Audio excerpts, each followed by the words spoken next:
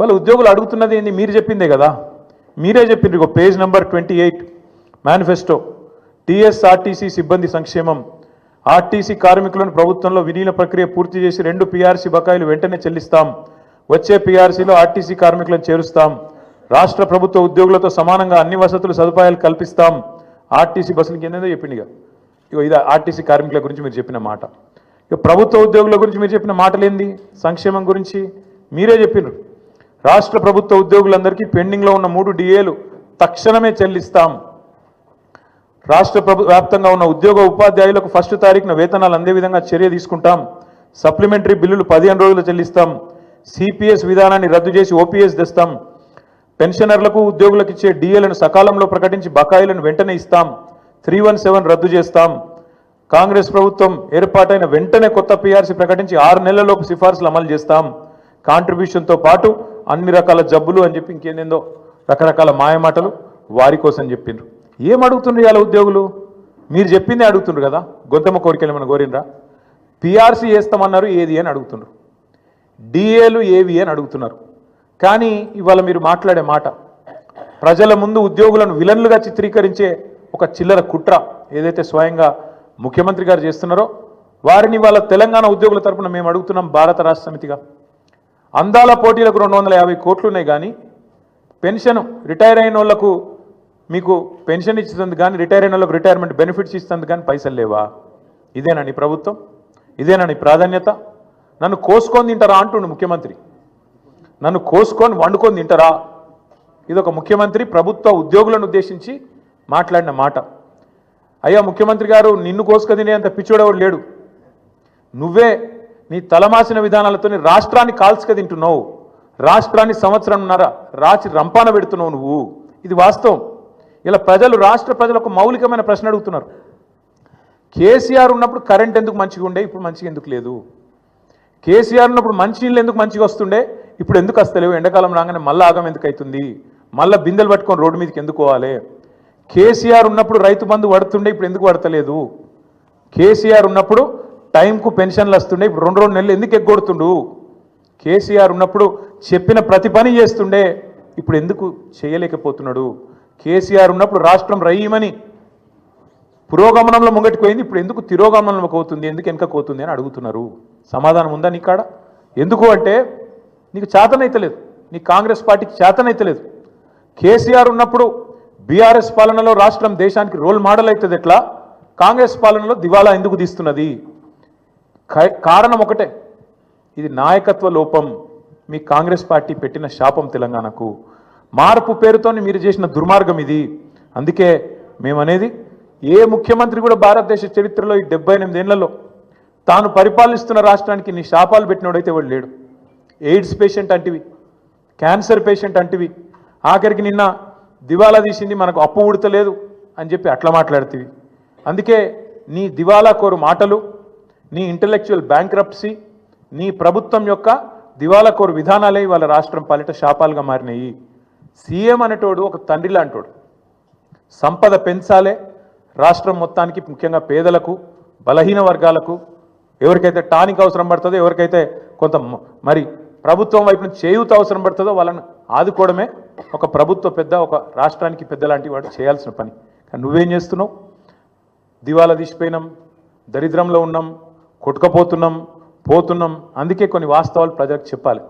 వాస్తవాలు ఏంటి? ఏ రాష్ట్రానికైనా ఏ ప్రభుత్వానికైనా ఆస్తులు అప్పులు వారసత్వంగా వస్తాయి. ఇప్పుడు మేము 2014లో ప్రజల దయతో, ప్రజల ఆశీర్వాదంతో ఆనాడు కేసీఆర్ గారు ముఖ్యమంత్రి అయినారు.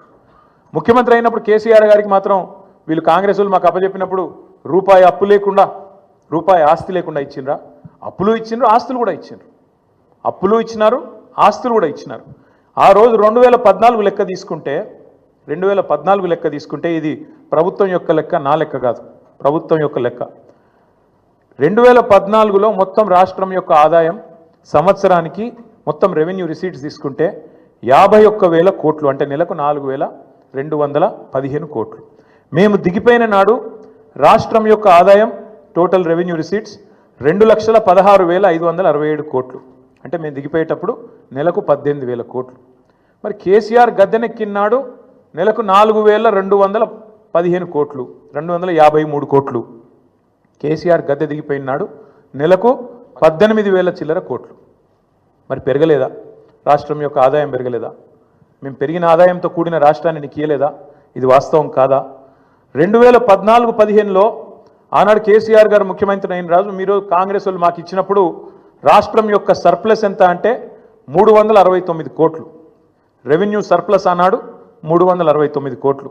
మేము దిగిపోయినాడు 2023-24లో మీకు అప్పజెప్పినాడు మళ్ళీ 4,882 కోట్లు.